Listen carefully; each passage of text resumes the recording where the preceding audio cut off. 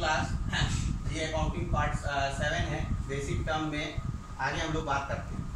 हो सकता है कि बेसिक टर्म आप पढ़ते पढ़ते थोड़ा सा बोर भी हो गए होंगे, सारे इतने दिन से बेसिक टर्म पढ़ा रहे हैं, लेकिन अगर आप टर्मोलॉजी नहीं जानेंगे तो आगे आपको हर जगह पे दिक्कत आएगी।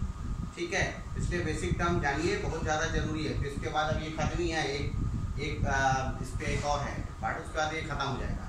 उसके बाद फिर एक और सब सारी चीज़ें कोर्स में आनी भी है, इसलिए इसके ऊपर बहुत अच्छे से ध्यान दिए रहिए। मेरी टर्मोलॉजी नहीं समझ में आएगी तो आगे आपको हर जगह पे प्रॉब्लम आएगी। ठीक है, अब जो नेक्स्ट टर्मोलॉजी है वो एक्सपेंडिचर है। एक्सपेंडिचर के लिए क्या लिखा? It means that any type of payment for the receipt of benefit is called expenditure. मतलब ये कि आपने कोई काम करने के लिए जितने रिसोर्सेज को कंज्यूम किया, ठीक है, तो वो क्या हो जाएगा? एक्सपेंडिचर कहलाएगा। एक्सपेंडिचर दो टाइप के होते हैं, कैपिटल और रेवेन्यू। मेनली दो है, कैपिटल और रेवेन्यू। एक थर्ड इन्होंने डिफर्ड रेवेन्यू पे किया। कैपिटल एक्सपेंडिचर क्या हुआ कि अगर आप कोई काम करते हैं उसके लिए, जैसे कोई बिल्डिंग खरीद लिए, जैसे फॉर एग्जांपल कोई कॉलेज बना रहे हैं, तो कोई कॉलेज बना रहे हैं तो उसके लिए आपको फर्नीचर, कंप्यूटर, ये सब खरीदना पड़ेगा, बिल्डिंग लेनी पड़ेगी, तो कैपिटल एक्सपेंडिचर है। रेवेन्यू एक्सपेंडिचर क्या होता है? जैसे आपको लोगों को सैलरी देना पड़ेगा, इलेक्ट्रिसिटी का बिल देना पड़ेगा, तो ये सारी चीजें, तो ये रेवेन्यू एक्सपेंडिचर है। और डिफर्ड रेवेन्यू एक्सपेंडिचर क्या होता है? डिफर्ड रेवेन्यू एक्सपेंडिचर जैसे एडवर्टीजमेंट है, तो एडवर्टीजमेंट को बेनिफिट एक बार बोर्ड लगा दिया, कई सालों तक लोग देख के आ रहे हैं, तो वो डिफर्ड रेवेन्यू एक्सपेंडिचर कहता है। तो ये तीन चीजें हैं। ठीक है, वही बात हमने इसमें लिखी भी है सारी चीजों में। अब जैसे लिखा है any expenditure which is incurred in acquiring और increasing the value of fixed assets, तो फिक्स्ड एसेट्स के लिए है तो कैपिटल हो जाएगा।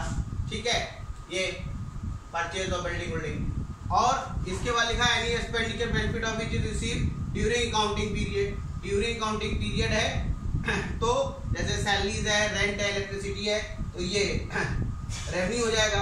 और डिफर्ड क्या हो गया?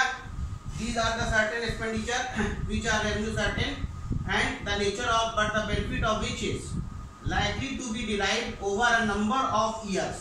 ठीक है, कई सालों में। ठीक, जैसे द टाइप। ठीक, तो ये सारी चीजें एक्सपेंडिचर में। सेकंड है expense. It is the cost incurred in producing and selling the goods and services. मतलब किसी भी गुड्स और सर्विसेज को आप अगर बनाएंगे तो आपको कुछ ना कुछ खर्चा करना पड़ेगा। ठीक है, कॉस्ट ऑफ गुड्स सोल्ड। ठीक, तो जैसे लड्डू बना के बेचने का काम है, तो लड्डू बनाने के लिए बेसन, चीनी, उसको बनाने वाले मजदूर को जितना पेमेंट दिया, वो सारी चीजें जो है एक्सपेंस में। रेवेन्यू क्या है? It means the income of A recurring regular nature, bar bar recur करती रह जाए, नेचर फ्रॉम एनी सोर्स, किसी भी सोर्स से, जैसे सेल ऑफ गुड्स और सर्विसेज, वो चीज क्या कहलाएगी? रेवेन्यू। अब इनकम क्या है? It is different for name. ज्यादा लोग रेवेन्यू इनकम को एक ही मान लेते हैं, ऐसा नहीं है। देखिए इनकम के लिए क्या लिखा है? Revenue minus expense. जो भी रेवेन्यू उसमें से एक्सपेंस को माइनस कर दीजिए। ठीक है, तो it is different from revenue. Amount received from the sale of goods is called revenue and the cost of good is called expense and surplus of revenue over expense is called income. ठीक है, अब profit क्या है?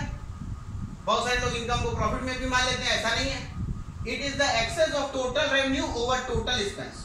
Total revenue, क्योंकि देखिए किसी भी person को कोई एक काम कर रहा है, जैसे कोई कॉलेज को पढ़ाने का ही काम है, लेकिन किताबों को बेचने से भी उसको बेनिफिट होता है। ठीक है, तो वो भी उसको लेके चलेगा, तो जब सब टोटल जोड़ लिया जाएगा तो क्या हो जाएगा? Total revenue over total expense, तो वो प्रॉफिट में आ जाएगा। गेन क्या है? It is the monetary benefit, profit और advantage resulting from event or transactions which are connected with business। किसी एक इवेंट और ट्रांजेक्शन से रिलेटेड आपको क्या बेनिफिट हुआ, वो जो हो जाएगा वो गेन हो जाएगा। जैसे अगर आपने कुछ किताबें बेची, 10-20 किताबें या किसी एक पर्टिकुलर कोर्स की अकाउंटेंसी किताबें बेची, तो उस पर्टिकुलर इवेंट से कितना बेनिफिट हो जाएगा वो गेन में आ जाएगा। ठीक है, जैसे इसमें लिखा है सेल ऑफ फिक्स्ड एसेट्स, फिर कितना बेनिफिट हुआ वो गेन। ठीक है, तो आज हमने आपको ये सारी चीजें बताई और इसको आप समझ लीजिए। इसके आगे का जो टर्म रहेगा वो बेसिक टर्म का लास्ट रहेगा। ठीक है, ओके, थैंक यू।